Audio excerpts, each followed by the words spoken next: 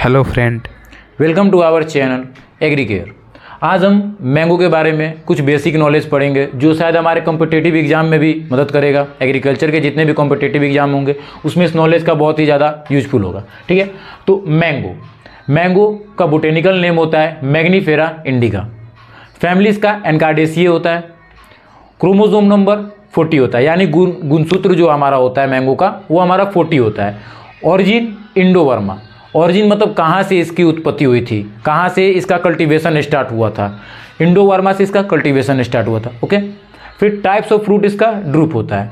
उसके बाद edible part. Edible part मतलब कौन से फल का जो फ्रूट का जो पार्ट खाते हैं उसको हम लोग ईडेबल पार्ट कहते हैं। ईडेबल पार्ट हमारा मेजोकार्प होता है। मेजोकार्प यानी मैंगो का आप नोटिस किए होंगे या आप खाते हैं तो उसका सीड के ऊपर हमारा जो वो फ्लेसी जो होता है वो पार्ट, उसके ऊपर हमारा जो छिलका होता है, तो फ्लेसी पार्ट को हम लोग खाते हैं तो वो बीचों बीच आ रहा है। ठीक है, तो हम लोग क्या बोलेंगे, मेजोकार्प। ओके, फिर उसके बाद कॉमन नेम बहुत सारे होते हैं मैंगो के। तो कुछ कॉमन नेम हमारा है बाथरूम फ्रूट्स, नेशनल फ्रूट्स और king of fruits.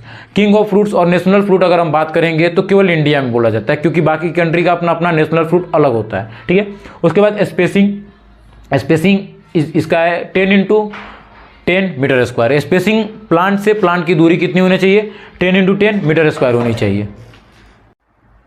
Next point है हमारा रिचेस्ट सोर्स।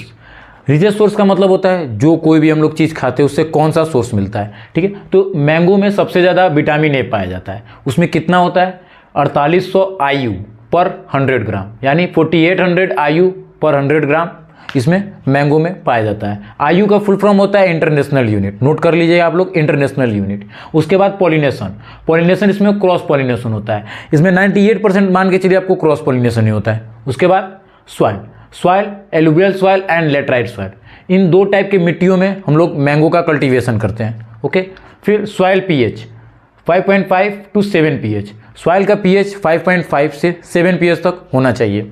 नेक्स्ट हमारा क्लाइमेट। देखिए, एग्जाम में अगर कोई भी कॉम्पिटेटिव एग्जाम हो या आप BSc एग्रीकल्चर ऑनर्स कर रहे हो उसमें सेमेस्टर के एग्जाम में आ जाएगा अगर आपको ट्रॉपिकल और सब ट्रॉपिकल, तो ये दोनों सही होता है, क्योंकि मैंगो का कल्टीवेशन बहुत सारा सीजन अलग अलग टाइप में भी किया जाता है अलग अलग जगहों पे।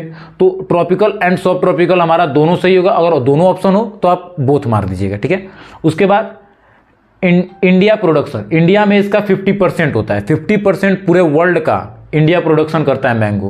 पूरे वर्ल्ड का 50% प्रोडक्शन करता है क्या, इंडिया करता है।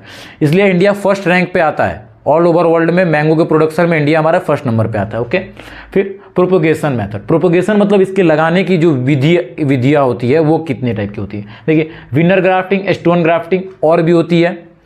ये जो दोनों ग्राफ्टिंग जो है, प्रोपोगेशन ग्राफ्टिंग है ये इसका मैंगो का, ये कमर्शियल लेवल पे किया जाता है। कमर्शियल लेवल मतलब जो इस टाइप से ग्राफ्टिंग करेंगे तो हमारा जो प्रोडक्शन होगा वो हाईएस्ट होगा। ओके, देन प्लांटेशन टाइम, मतलब मैंगो के ट्री जो भी आप लगा रहे हैं, पौधा लगा रहे हैं, उसका लगाने का टाइमिंग कब होना चाहिए, जून और जुलाई। ओके, फिर देखिए प्रोडक्शन। हमारे इंडिया में जो स्टेट है हमारा उत्तर प्रदेश, प्रोडक्शन के मामले में फर्स्ट आता है। State first in India in production Uttar Pradesh. Okay, then देखिए मैंगो का CMRS, ये जो इसका है सेंट्रल मैंगो रिसर्च स्टेशन है। सेंट्रल मैंगो रिसर्च स्टेशन इसका फुल फॉर्म है, वो कहाँ हमारा लखनऊ में है।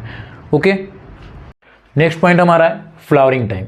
जो मैंगो ट्री का जो फ्लावरिंग टाइम होता है वो कब है, फरवरी में। उसके बाद ईल्ड मतलब जो प्रोडक्शन होता है हमारा, जो फ्रूटिंग के हार्वेस्टिंग के बाद जो प्रोडक्शन होता है उसको ईल्ड बोलते हैं। ईल्ड में हमारा एक ट्री से कितना निकलता है, अडल्ट प्लांट, यानी 80 to 100 kg, 80 से 100 kg पर प्लांट से निकलता है। और अगर आप हेक्टेयर में बात करें तो 8 से 9 टन पर हेक्टेयर, यानी 8 से 9 टन पर हेक्टेयर से हमारा ईल्ड होता है। ओके, उसके बाद देखिए वेराइटीज़ बहुत सारी होती हैं। रेगुलर वेराइटी, यानी देखिए रेगुलर वेराइटी मतलब हर सीजन जो ट्री हमारा होता है मैंगो का जो प्रोडक्शन होता है हर सीजन वो जो हमारा फ्रूट बियरिंग करता है वो हमारा रेगुलर वेराइटी में आता है। अमरपाली, तोतापुरी, नीलम। ओके, देन अल्टरनेट, यानी देखिए एक साल बीच करके गैप करके प्लांट हमारा नेक्स्ट ईयर प्रोडक्शन करता है, फिर गैप करके फिर नेक्स्ट ईयर करता है, तो उसमें क्या होता है, अल्टरनेट वैरायटी बोलते हैं। अल्टरनेट वैरायटी में हमारा जो आता है दशहरी आएगा और लंगड़ा आएगा। ठीक है, उसके बाद ऑफ सीजन में मान के चलिए विदाउट सीजन मतलब बिना सीजन जो होता है जिसका हम लोग जैम जो मैंगो का जो भी प्रोडक्शन या प्रोडक्ट बनाते हैं ऑफ सीजन में उसको बियरिंग मतलब ग्रो किया जाता है उस ट्री को। तो उसमें वैरायटी आती है निरंजना की और मधुलिका की, ठीक है। उसके बाद हमारा मैंगो को ग्रो करने के लिए हमारा आइडियल टेम्परेचर जो है हमारा 24 टू 27 डिग्री सेल्सियस है। आप लोगों को अगर ये वीडियो अच्छी लगी होगी तो इसको लाइक करिएगा और अपने दोस्तों के साथ शेयर करिएगा and please subscribe my channel.